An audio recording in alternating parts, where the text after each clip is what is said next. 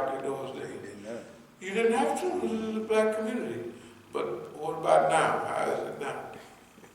The doors, the Negroes steal and they rob, and they don't have no black consciences. Okay, that started kicking in 67, 8, 9, by 1970, all of that was gone. The black community is a high crime area, that's what they say. So you can, Nixon stop and frisk, they talk about it now. That's when it came out, Nixon, stop and frisk. So you can't search nobody, but you can feel their pockets and everything for weapons. All of that was part of the control mechanism, and this worked 100%. They've destroyed our community over and over again for the 15th time. All the laws, stop and frisk will still dehumanize, although the TV and all of that humanizes us a little bit. But when you go to court, you run up against institutional racism. If you go to concerts now, you'll see white kids and black kids there. Well, you'll see, it used to be if it was a black concert, it was all black. If it was white, it was all white. Now it ain't like that. If you go, you'll see mixtures. It could be 25% one, it could be a preponderance, but now it's a blend. In those days, it was one thing, and that's what you stuck with. So what has happened now is that they didn't criminalize now not only African Americans, but everybody. They didn't criminalize white folks.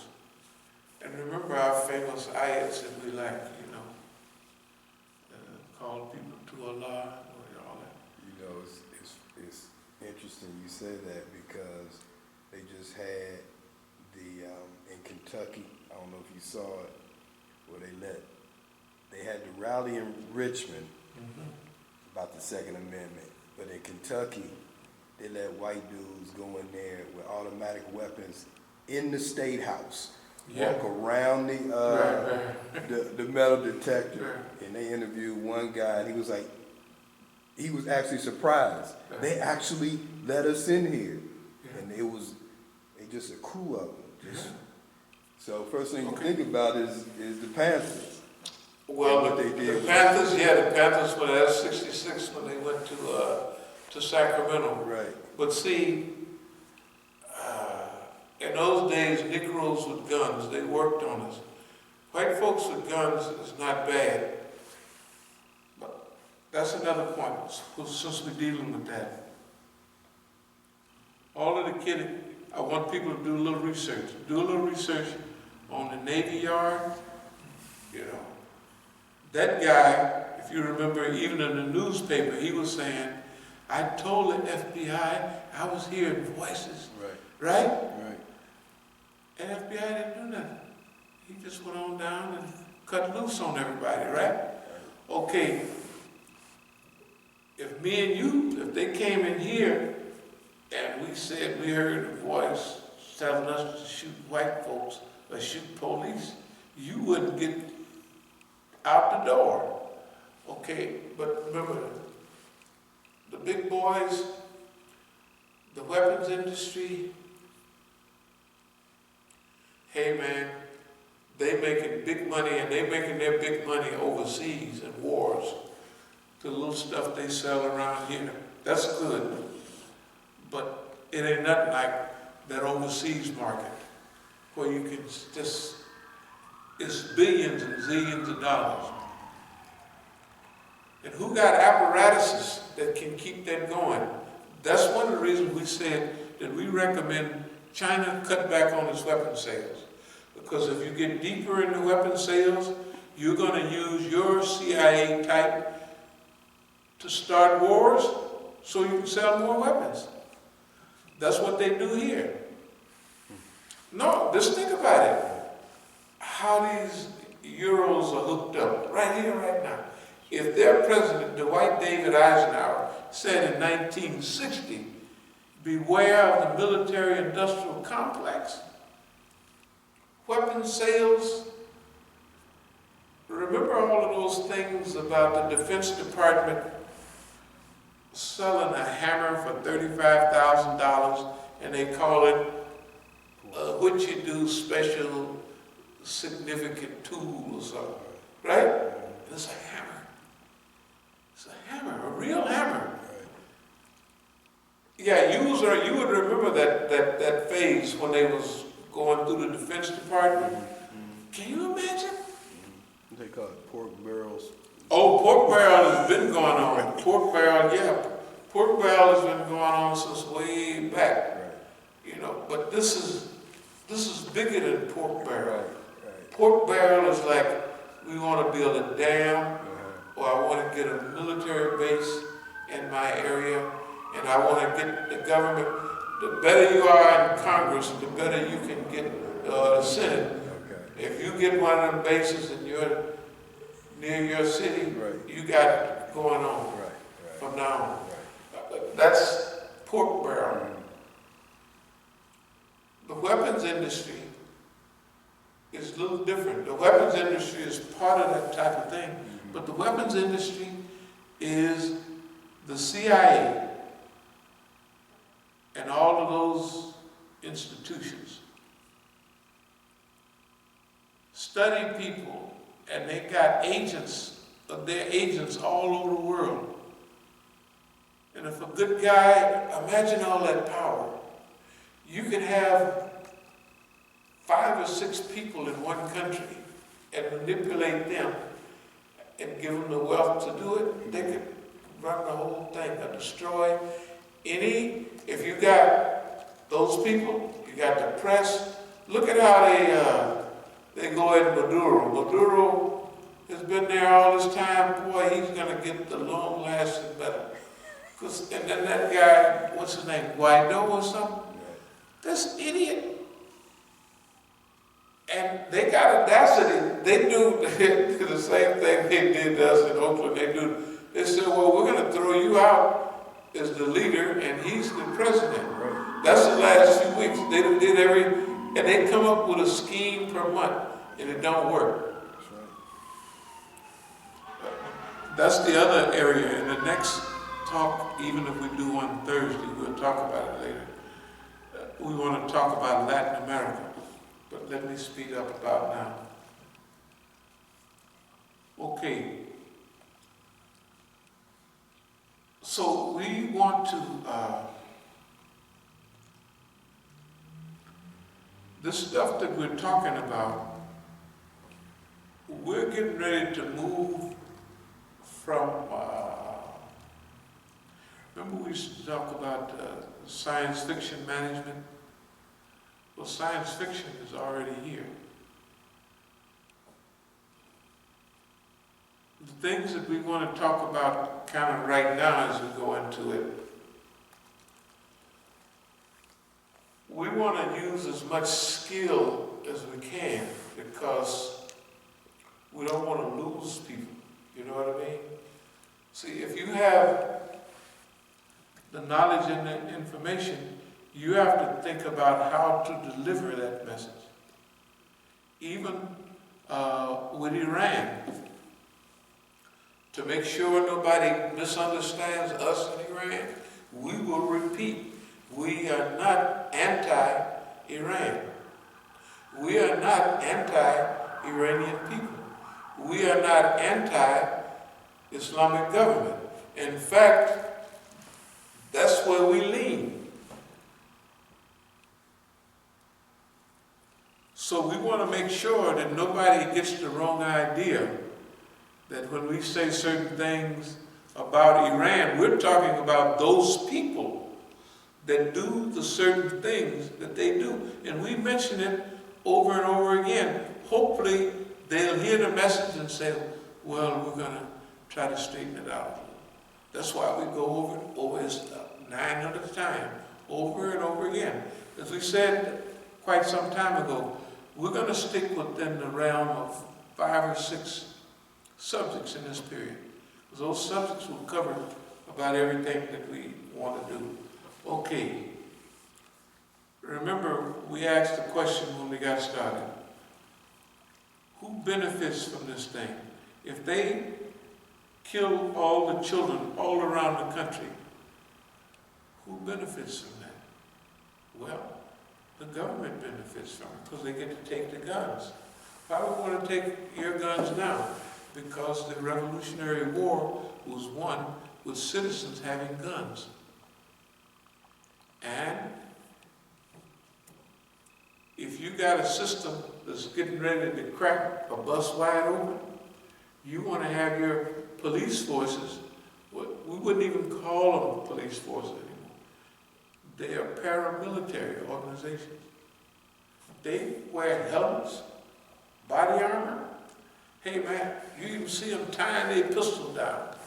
You know, and their rifles, all the SWAT training, they are paramilitary, technically ever since 1966 down the bottom of the Pentagon. They had a war room down there. And that's what it was for, to coordinate and control rebellion and possible rebellion anywhere at any time in the U.S. And they didn't do too bad. Okay. So who benefits from all of this killing? Who benefits from raiding a teenage school and killing half the people? Or going into a bar and shooting up everybody? The people in public will get emotional about it. Well, we got to get guns out of the community. No, you don't need guns out of the community. You need more guns in the community, right? Like the white folks down in Texas and everything. You pull out a gun and try to shoot somebody, you might get one off, but after that, they got you covered. And people know that. You know what I mean? They know that. And people carried guns in the Old West. They carried guns. Guns was everywhere. Everybody down south had a gun. All the people. Most of the people I know had them 1911 45s. You know, the old, not the Smith, not the 45 revolver, but you know, the old box with a clip. The 45 in America, that was the first 1911. They liked those down in the Mexican Revolution, and they made them for the people in the Philippines. They was wrapping their body real tight. Remember the Philippine colonies? The white folks, the Moros, they would wrap their bodies so tight that when they would run an attack, the tightness would be so tight that it would keep them moving for a while. They could get to you. So they said the old time 45 wasn't doing it. So that's when they come out with that 45 automatic, the 1911 model for the Philippines. But anyway, so when you look at who would benefit from all of this killing, on all levels, who benefits from gang violence? The system does, because you're shooting at each other instead of shooting at the police. Yeah, okay. Who have the ability to coordinate all of these people doing all this shooting? Have they been to jail before? Have they been into some program before where you can identify? Sandy Hook, I think the guy was 15 or something. He had some kind of, where he had got into the system some kind of way. They get in the system, they know your weaknesses. And then they push the button. They push the button. This is what we believe they do. They push the button and off you go. If it wasn't true, why is all these killings and always loners? And if it's a big team, it's a team of two. Why? Why, everybody just lonely, so they want to shoot up? And in Vegas, they shot up all the white folks at a country and western thing. That's to get them to turn them too. In the black neighborhood, you hear the old people always, all these old guns, Lord have mercy. We got to get rid of these guns. And then they go in and they shoot somebody in the church, right? And it makes the church people think the problem is guns. I don't want to sound like the National Riflemen, but people don't kill people. The guns don't kill people. People kill people. They do. How did we go all of those years, and we went hunting, we went all of that? How did everybody had a gun in their house? And there was nobody. It was because there wasn't a reason for all of this to happen. When it started happening, it's when they want to take the guns from people. I'm happy that white folks are saying it now. They're saying y'all trying to take our guns so we can't defend ourselves. Now they're saying it. We've been telling them all the time, hey, they're coming after your stuff, man. So there is some progress. Let me continue. So who have a motive to do all these things? Who have a history of stealing land from anybody that's got it, manifest destiny, to fulfill their destiny. Now, this manifest destiny is the big white folks' destiny. But when they move the army in to take over the land, who they send in next?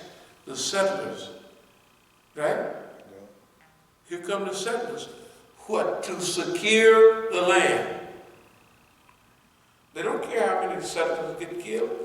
Not the people back in Washington. They don't care. But they're going to secure the land. And the thing about it, here in America, the key, see, in Europe, they have classism. Over here, they have racism and other things. See, you could be white people working on all the landed gentry. The people didn't own much land in Europe. The Duke or the Count and all them people owned the land. And everybody else worked on their land. You see? Now imagine, why was America and Australia done such a great deal? You come over here, we're going to get you 160 acres of land. They couldn't stay back. They just rushed on the boat because they're going to be landowners. Their own land. Well, might be Indians there, but hey, we didn't dehumanize them. They savages, you know. So you didn't otherize them. And the moral standard on killing was not that, just get rid of them. There's a few, let's say, semi-conscious white folks, but the numbers were small on both slavery and Indians. Because the white folks up here that fought in the Civil War against slavery still didn't want you coming around them. Shoot, you ought to see them riots in Boston in 1975. Man, them white folks were so mad. Martin Luther King said it about Chicago. He said the racism that used to down there, it ain't right. He said, man, he couldn't figure it out. He went this way, he couldn't figure it out. How could it be more racism here, right, than down in Dixie? Because here, they got schools. You want to go to a neighborhood, you want a block bus, They used to send the Negroes on welfare walking up and down the street with a lot of kids in Chicago. Hair all over their head, and pretty soon the white folks, you see signs go up. The real estate, it was a game. The real estate, they would buy it from white folks cheap and sell it high to Negroes. Yeah, that's right. There's so many dirty games, you know. It's dirty. It's dirty. All of it is dirt. Dirt, dirt, dirt. And we're trying to make a beautiful world. We need a lot of prayers. And we need a lot of y'all good folks out there to help us. Because I know we make it sound easy. Yeah, we're going to do it here. Shoot. Hey, you're going to change America. You're going to change human nature. Not change, but improve human nature. Try to send it off in the right direction. Technically it's Jihad al-Nas. That's what it is. Okay. Who benefit, motive, ability to do it. All this stuff that happens, only the government has the ability. To bring down the towers, the government had that ability. You can't fly no plane into America. They had one guy, he was flying one of them personal jets across the country or something. The windows fogged up, and so the plane was on automatic pilot. Shoot, they scrambled 2-3 of them jets right away till it crashed. You know what I mean? Maybe the guy died when he was, but they don't do that. You know, they got NORAD, SAC, they got, man, that's in the old days. I don't know what they got now. But you're not gonna come in here, you're not gonna fly no plane out for an hour almost to Chicago and then turn around and go back to New York. You can't do that. They don't allow that. They just don't allow that. You can't do that. Okay, so we want people to research that and put it together. I'm gonna speed it up. War industry, study the war industry. Study the purpose, study why there's a black box or something with zillions of dollars in it for the military and for CIA, and nobody knows how much they spend it. Yeah, they don't have no CIA itemized budget. They might have something they just